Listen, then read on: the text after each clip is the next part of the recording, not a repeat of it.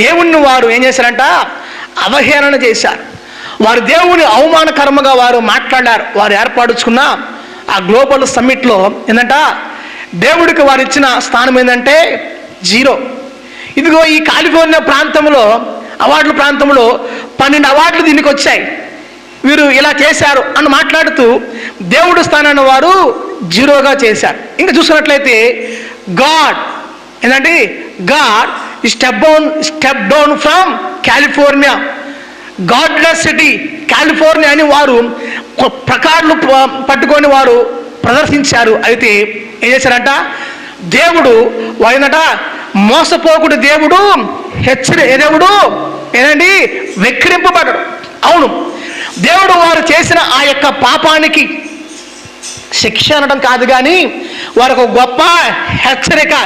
ఎక్కడైనా కానీ మీరు మీ పాపపు క్రియలను మీరు మానండి, ఎక్కడైనా కానీ మీరు దేవునికి వ్యతిరేకమైన శాసనాల కట్టడాన్ని మీరు తొలగించండి అని దేవుడు వారికి కనపరిచిన ఒక ఏదంట. ఈ కాలంలో మనం బైబిల్లో చదువుకుంటాం ఏదండి, అగ్ని గంధకాలు సొదొమ గుమాను ఎలాగైతే కాల్చివేసినాయో, దేవుడు మన కాలంలో మన యుగంలో మన కళ్ళెదుట కనబరిచిన ఒక సజీవమైన సాక్ష్యం ఏదంటే, ఇదిగో నీవు కానీ దేవునికి అయిష్టమైన కార్యాలు చేస్తే, దేవునికి ఇష్టమైన బ్రతుకును నువ్వు బ్రతికితే, బైబిల్కి వ్యతిరేకమైన కార్యాలను జరిగిస్తే, ఇదిగో ఈ విధమైన నీకు శిక్ష రాబోతుంది.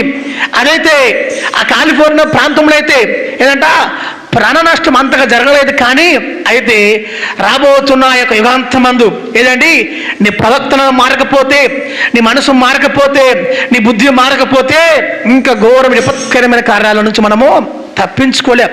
అయితే అంత భయంకరమైన ఆ అగ్నిలో కూడా కొన్ని కాలిపోని ప్రదేశాలు ఉన్నాయి. ఆ ప్రదేశం ఏంటో తెలుసా? పరిశుద్ధ బైబిల్ వేద గ్రంథము కాల్చబడలేదు. ఒక నీతిమంతుని ఇల్లు అతను సాక్ష్యం ఇస్తున్నాడు, అయ్యా ఇక మా చుట్టూ అన్ని ఇళ్ళు కాలిపోయాయి, కానీ దేవుడు నా ఇంటిని కాపాడాడు. ఇంకా దేవుని యొక్క మందిరము కాల్చబడలేదు. కారణం ఏమంటారండి?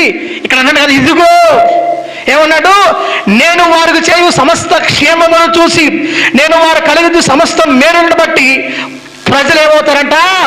దిగులు పొందు. అంటే నిన్ను ప్రజలకు ఒక దిగులుగా, నీ క్షేమం ప్రజలకు ఒక దిగులుగా, నీ మేలు ప్రజలకు ఒక దిగులుగా కలగజేసి వారికి మారు మనిషి నిమిత్తము, రక్షణ నిమిత్తము దేవుడు నిన్ను ఏర్పరచుకునే బలమైన సాధనాలకు మనం అందరం కూడా వందుము గాక.